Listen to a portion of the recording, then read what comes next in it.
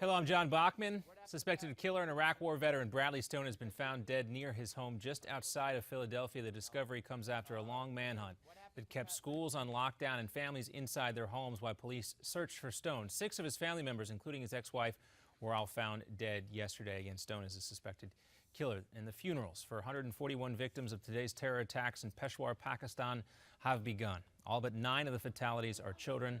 Another 125 people were injured. Pakistani Taliban members stormed the school and opened fire earlier today as classes were in session. Officials say the terrorists did not make any demands. They just started the killing. And the gunmen likely targeted the military-run school because they wanted to kill the children of the Pakistani army, which the Taliban have been fighting. All the Talibani gunmen were also killed during the shootout with authorities. And earlier today, U.S. Secretary of State John Kerry denounced that school attack in Pakistan, calling it gut-wrenching and devastating.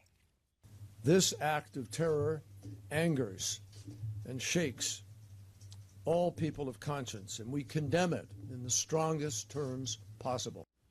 Kerry says the U.S. pledges to support the Pakistani government. And there is a new threat this hour from the folks who hacked Sony Pictures. The group, which calls itself the Guardians of Peace, say they will launch a 9/11-like attack on movie theaters that screen the Seth Rogen and James Franco comedy called The Interview. The film is about an assassination plot against North Korean dictator Kim Jong-un. The hackers also say they've released another batch of info, including secret emails and records of employees. Also, former Sony employees are suing the company now in a class action lawsuit because of this breach.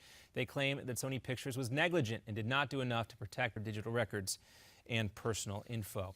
Back in the U.S., Jeb Bush makes his presidential prospects Facebook official. In a message posted to the social network today, the former Florida governor writes that he wants to, quote, actively explore the possibility of running for president of the United States. But a spokesperson says Jeb hasn't made any final decision yet. He still wants to gauge support from the Republican Party before he fully commits to running for president. And the results of a controversial Vatican investigation into the culture and behavior of U.S. nuns produces some surprises. The church launched the investigation 5 years ago under Pope Benedict amid concerns that Roman Catholic sisters in the U.S. had become too feminist and too secular. But the report was actually very positive, and the church thanked nuns for their selfless work, especially with the poor. The report is consistent with Pope Francis's promise to give women in the church a bigger role.